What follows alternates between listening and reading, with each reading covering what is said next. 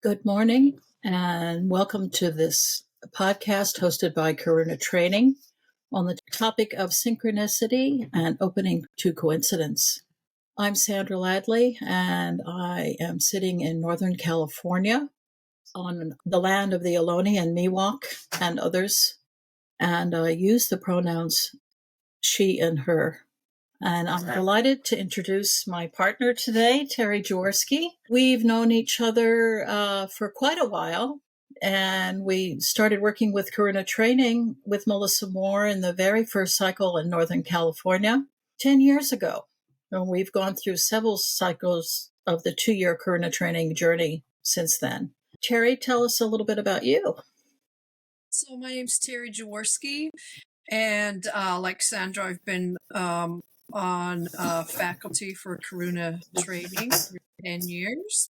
My pronouns are she, her, and I reside on the lands of the coastal Salish people here in Seattle, Washington. So, and just before we get going in earnest, just a little plug. We're starting up the 2-year Karuna Training program later this year. Obviously, we're fans. And you can find all about it on the Karuna Training website at karunatraining.com. So how did this podcast come about? Well, hard times. Seems that times are getting harder than we could even imagine. It's just one thing after another. While there are some good things happening, it feels like we're awakening in the world. Disruption is bringing some awakening. I find for myself, it's hard to cope and it's hard to know what to do. I feel like I need to call in all the resources there are. So I was reflecting on my life and thinking about how have I gotten help and how have I made changes in my life? And it's often been in really surprising ways, like something coming out of left field. And so that's what made me think about this. And that's what Terry and I are exploring together today. Dr. Carl Jung used the word synchronicity for this, meaningful coincidence. He observed in his own life and in working with patients that the occurrence of life can show us the way forward, can help us find what we're looking for: love, goodness, positive change. He used the example of this is revealed to us over our lives like a pearl in an oyster. He recognized that and saw it as a kind of larger and underlying field that we're part of. That is a field of a causal connection. So today we're going to explore this as a force for change and support as a resource in our lives. And this is very synchronous with the Karuna Training Program, which is all about opening to our own wisdom, opening to the wisdom of the world, finding strength through community. And Terry, I want to turn it over to you to the sense of opening to the field of interconnectedness. I know you had some thoughts on rewilding. Yeah, rewilding comes from the field of eco-psychology and has to do with bringing ourselves back into the present moment. These days, we seem to access our world through our phones. And this has us coming back into our bodies. Our bodies are always in the present moment. Our bodies can't be anywhere else. Whereas our minds are all over the place, replaying things from the past and worrying about possible future outcomes. So the idea of rewilding has us reconnecting to our humanity, reconnecting to our bodies, to our sense perception. Gets us to prioritize direct experience of art. We have access to so much information in the environment in each moment, and we're screening it out constantly. So this has playing around with letting go of our screens, letting go of our filters, and opening ourselves up for all the information available to us in the present. I mean, a good example of this is forest bathing. So really the highlight of forest bathing, or one of the things that really gets you into the experience of being in the forest, is our sense of smell. Uh, Mm. all all of the smells in the forest, the earth and the oils of the trees, and feeling the moisture of the forest on our skin, and communing with the trees. It's enriching. Hmm. Feel like I want to do it right now. So, so would you say to me this feels like reclaiming capacities that we have and strengthening capacities that we have?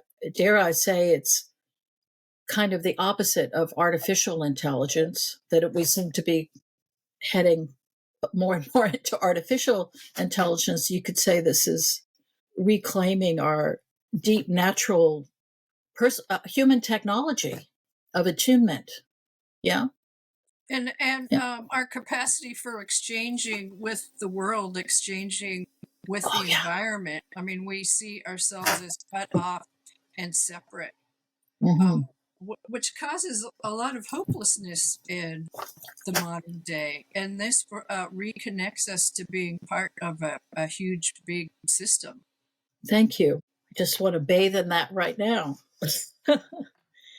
So Terry and I were thinking about, so that's kind of the ground of where we're coming from, and we were thinking about we're looking at our lives from this point of view of attuning and synchronicity and opening to coincidence. And you may have seen I published a newsletter on this topic recently, and I thought of, particularly with I had one dramatic work situation where I had really given up hope. I felt so narrowed in, hopeless, up all night, every night, in hell, really. And it caused me to be really on the edge. And maybe some of what you're talking about, despite my anxiety, I was very awake with it. And I was really feeling lost, but then something happened in my work environment that completely shifted the whole thing. And maybe if I hadn't been so awake, I wouldn't perceived it. If I hadn't been open to it, I wouldn't perceived it. And in the end, there was a change in management, and I moved divisions. And then I left my employer, and I realized later, years later, that the world was trying to get me out of there for quite a while. And if this situation hadn't happened, I wouldn't have left. And actually, I wouldn't be here today doing Karuna. So strange how things work. I would still be working there if that weren't the case. If I didn't go through all that. And then I was also thinking about coincidence and who are my closest allies and friends in my life. And strangely, two of my sort of four closest friends, one I met on the very first day of college, and one met on the very first day of work at my employer, long-term employer. Who knew that those chance meetings would lead to we've just shared so much of life's journey together. So life I feel like life is a mystery this way, how things occur.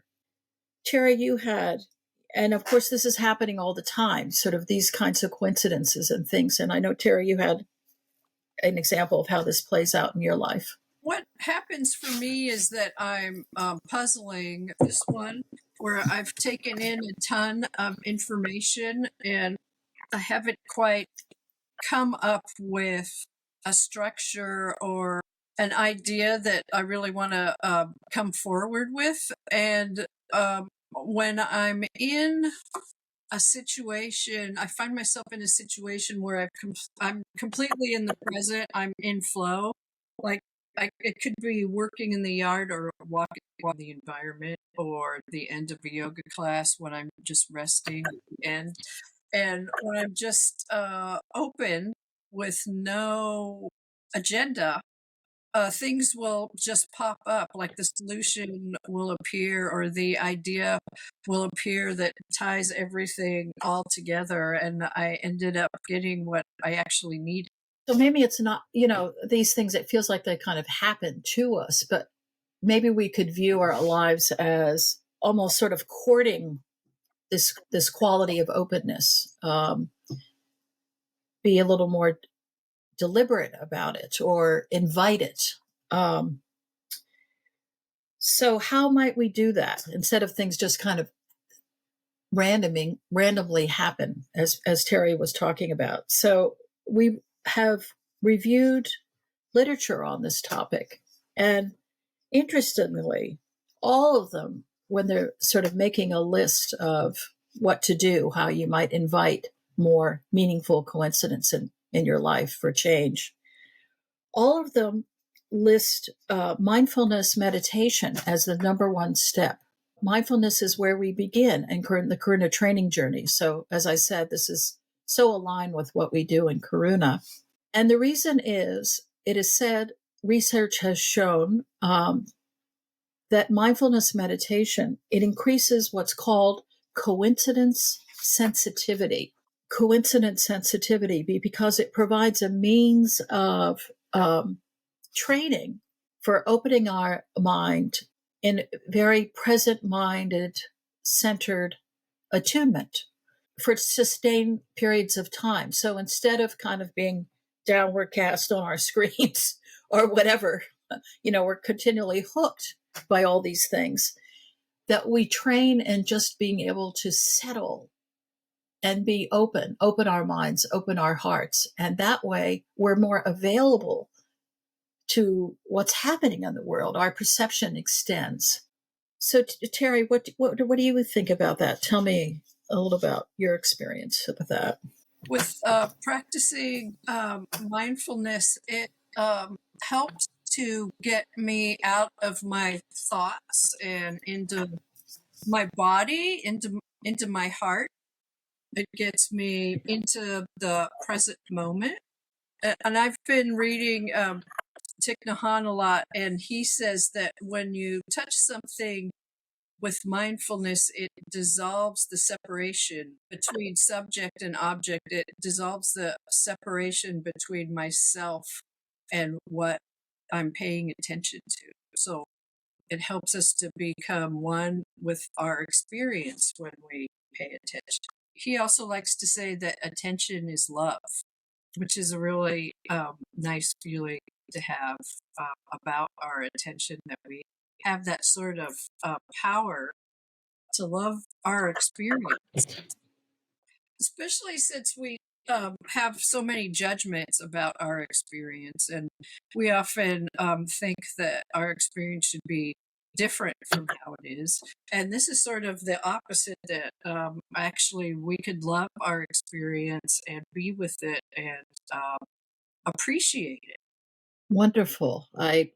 Speaking of bathing, I feel like I want to take a bath in love connectedness. Thank you.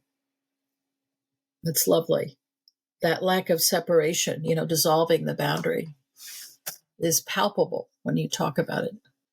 So another thing it is said that can be helpful is calling in our ancestors for guidance, for messages, tapping into our ancestral stream. And this is something we've been working with a lot in the Karuna training program as part of working with our soul wounds and working with decolonize. One of our colleagues, Lucy Lopez, has been teaching an incredible class, The Wisdom Within, where she's been guiding us in an ancestral journey through the emotions once a month. Very powerful. And as part of our curriculum, we've been studying teachers like Resma Menachem at My Grandmother's Hands, Eduardo Duran, Buddha in Red Face, and Sabina Selassie, You Belong. And of course, maybe it seems like news to some of us, but this has been going on on the earth, on every continent for millennia, that human beings do this, gather strength for opening, but through opening our field and calling our ancestors. And I know for myself personally, I've been attuning more that way. And actually, I was back east with my cousin who lives sort of where my one branch of my family is from, my cousin Jimmy, and we were having a chat over lunch. And he said, "You know, Sandra, we can trace our roots 13 generations of Quakers."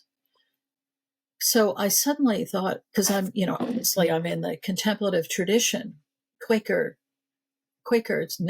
is in my bones. Contemplative tradition is in my bones. And that was very meaningful to me to feel that stream through me. Terry, could you, I know you have some experiences of this or an example. Eduardo Duran's been encouraging us to explore the traditions of our ancestors. And so my ancestors are mostly from Ireland. And so I've been starting to read up on Celtic shamanism. And I also recently had the memory of my grandmother when I was very young, sending me and my grandfather to the park, to Golden Gate Park in San Francisco, to go look for fairies. I don't remember finding any. I mostly found lots of bunnies, but it was just really fun to wander in the park with my grandfather, and I just remember all the trees and the smells. So calling in our ancestors. And speaking of these first two, we're going to be doing a guided meditation, a guided practice as the second part of this podcast that will include both some meditation and calling in our ancestors. I just want to mention and Terry actually kind of referred to this earlier, but this is very true for me, is the power of asking for help, of setting an intention, of articulating and putting something out there. For me, and as Terry said, when I'm going to teach something like this or, write something, or if I'm stuck, I put it out there and I ask for help. I ask the world to show me the way. And invariably, I will get shown things through going on walks, in conversations with friends, as I'm reading the news, just anecdotally, things I noticed in nature. So it's quite amazing. And I know some people might call this God, or this is like prayer, calling in and asking for help, sort of with a quality of surrender. But to really deliberately put your heart out there and say, please, please show me the way. And I find that this just so incredible. Another thing that really helps me is in the creative process, in movement, in singing, in drawing. Things will come to me that way too. Terry, anything you want to add in that to that? I think any activity that gets us into a flow state, or an activity that we're so attentive to that we're no longer paying attention to our thoughts or concerns about the past or future, just sort of becoming one with the activity. One of my favorite ways of doing this is going on long walks with my dog, because my dog is always in the present, and I sometimes feel like I can put myself in her paws and experience the world through her eyes. She has so much joy, and she sees and hears things that I don't. And so it's so much fun to be out in the world with her. The other activity that I enjoy is digging in my yard, and just being with the plants and feeling my hands in the soil and the smells in my yard, the smells of the soil. It just it brings me into the present. And I would say another thing that can be very helpful is just having, when you're out in nature, having an attitude of openness and curiosity, because curiosity is non-judgmental. So just a willingness to be surprised, or a willingness to be woken up by your environment. Beautiful. And speaking of being woken up, you reminded me of another thing that is a powerful source of this, or of help, or things coming to me this way, is when I'm falling asleep and when I'm waking up. So when I'm in a kind of dreamy state where my judgmental mind, my busy mind, my to-do list mind has fallen away, I'll open up to messages coming through. And of course, speaking of Jung, dreams, so many examples in human history where great thinkers, scientists, artists, politicians, whomever, something came to them in dream that they were stuck on, or they were asking for help and they were stuck, and it came in a completely unexpected way. So being kind of a tracker and having a journal and having an appreciation and noting these things, and also noting patterns. I know things have repeated themselves, just like dreams repeat themselves, because something's trying to get through to me in my life, or it's a central theme that I'm working through. So there is such a rich field of possibilities here, and I just embrace living life this way, with including or seeking guidance through coincidence, through opening to the world, through willing to be surprised, through trusting the messages that come through. And Karuna training is rooted in Vajrayana Buddhism, which has as a central concept the notion of auspicious coincidence, Tashi Tendril, which means that good or bad, happy or sad, we can take the messages that we're receiving and they can show us the way. Life is happening. Now's the right time. What's happening now? It's all information. It's all good. Not to dismiss the pain or the suffering that we may feel in ourselves and the world around us. But if we just attune to it, we can open up and we can align in ways that, if we listen and open, we can align in ways that will create less harm for ourselves and each other and for our planet. Yeah, that it's not just us, and how we think about the world. Thank you. Thank you, life. Thank you that we're not just our thoughts. There's a lot more going on in this field. Something that you really get from Karuna training is that we can access the world from our hearts rather than from our heads. And there is an institute called the Heart Math Institute, and they've actually done research on the heart. And they found that the electromagnetic field generated from our heart is 5,000 times stronger than the field generated by our brain. And that our brain receives much more information from our heart than our heart receives information from our brain.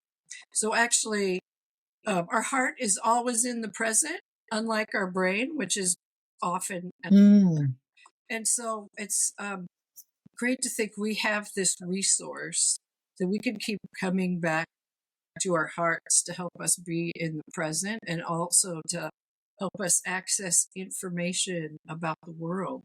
This research shows that our electromagnetic field extends a couple of feet outwards from our bodies. Mm-hmm. That's such a cool thing to think about, to know we have this resource always available to us. That's so beautiful. That's so inspiring. I've actually felt that sometimes. Have you felt that your heart is extending out? Mm-hmm. Yeah. Yeah. What a wonderful way to end. Those are our thoughts for today. Thank you so much for listening to this and staying with us. And we hope you'll keep coming back to Karuna Training for the many different kinds of offerings that we're having. There will be another podcast next month that Melissa Moore and Janalee Chapin will be teaching. And stay tuned for more. If you're interested in the Karuna Training program, stay tuned to the website, and there's all kinds of offerings. So obviously Terry and I are fans and hope to see you again. Thank you so much for listening, and have a good spring. Leaping forward, taking a leap together.